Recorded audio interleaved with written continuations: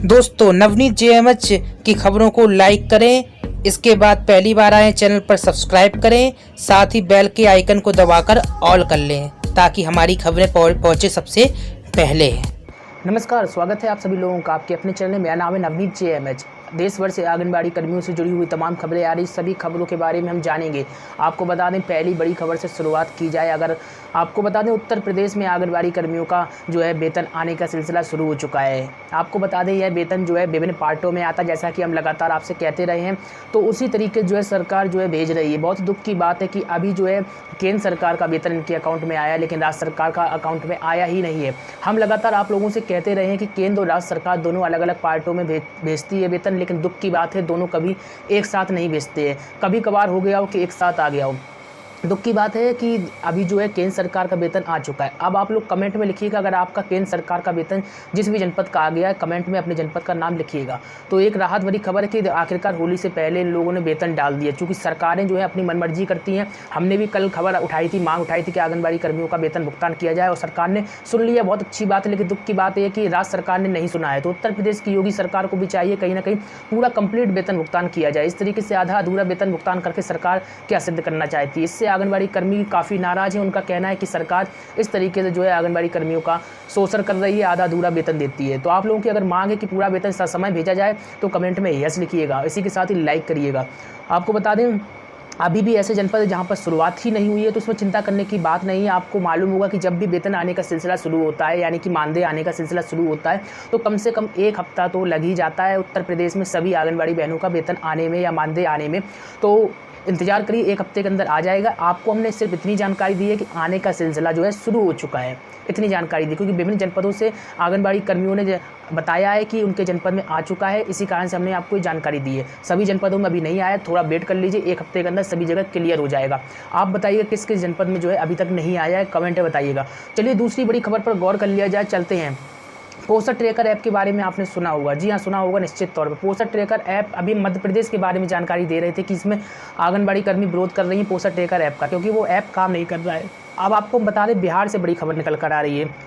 दरअसल यहाँ पर क्या खबर है बिहार से पोषण ट्रैकर ऐप से संबंधित, उसको जान लेते हैं। इस रिपोर्ट को देखिएगा।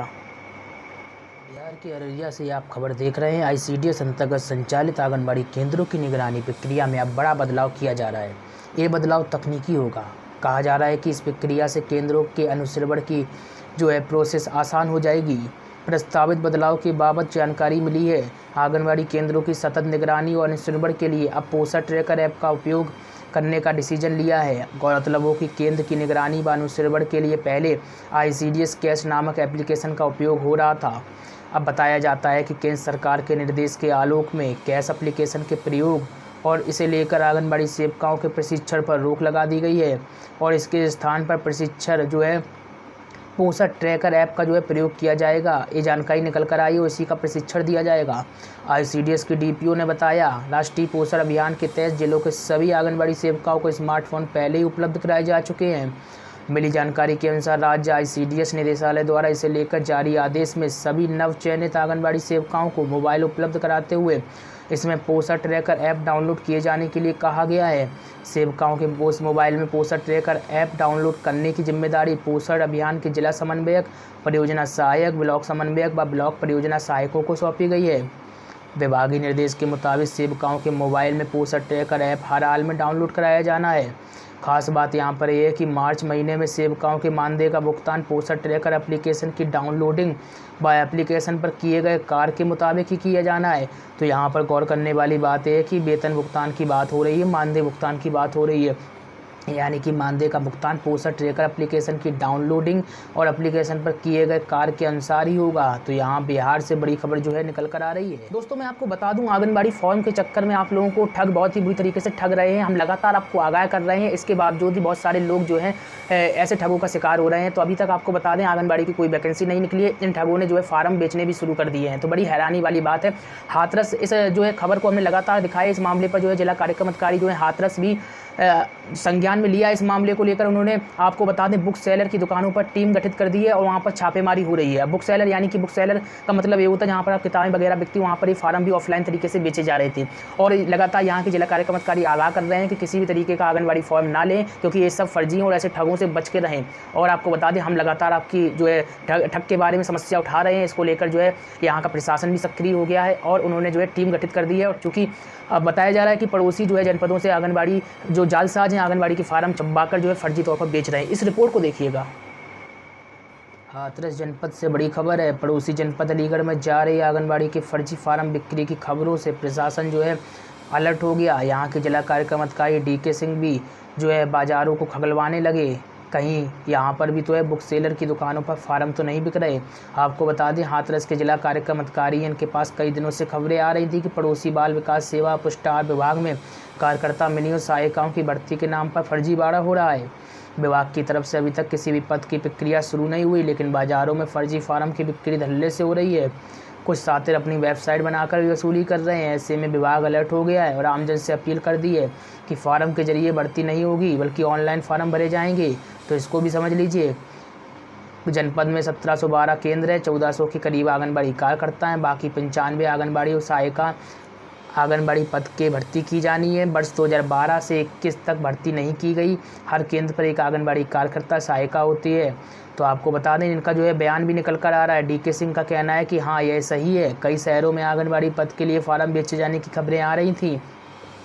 ऐसे में यहाँ भी सतर्कता शुरू कर दी गई है। टीम से यहाँ के बाज़ारों में भी पता लगाया जा रहा है कि कहीं यहाँ तो फार्म नहीं बिक रहे हैं। तो ये बड़ी खबर है, सावधान रहें।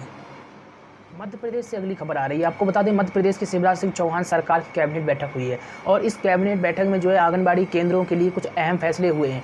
इन फैसलों पर हम गौर करेंगे। चलिए रिपोर्ट देखिए और जानिए कि आंगनबाड़ी कर्मियों से जुड़ी हुई कैबिनेट बैठक में क्या फैसले हुए हैं। प्रदेश के शिवराज सिंह चौहान जो CM है, इनकी अध्यक्षता में कैबिनेट की बैठक हुई और इस बैठक में महत्वपूर्ण निर्णय लिए गए।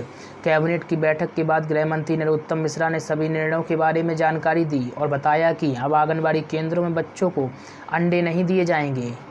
तो ये पहले से विवादित था मैटर। आपको बता दें, आंगनबाड़ी केंद्रों पर अंडे की जगह जो है सप्ताह में बच्चों को 3 दिन दूध दिया जाएगा। ये भी जानकारी निकल कर आ रही है कि आंगनबाड़ी के बच्चों के लिए जो है 3 से 6 वर्ष तक के हैं, उन्हें 3 दिन सप्ताह में दूध देने का कैबिनेट ने डिसीजन लिया है। इसके साथ ही चिकित्सा शिक्षा विभाग ने शहडोल जिला चिकित्सालय को 309.97 करोड़ रुपए की प्रशासनिक स्वीकृति दी है। साथ ही प्रदेश सरकार पशुओं के रोग नियंत्रण की तरफ बढ़ रही है। तो अहम जानकारी ये है कि अंडे नहीं दिए जाएंगे, दूध दिया जाएगा। तो हमने अभी तक देखी कि आंगनबाड़ी कर्मियों से जुड़ी हुई देश भर से विभिन्न राज्यों से जो खबरें महत्वपूर्ण आ रही थी, उन खबरों को हमने आपको दिखाया।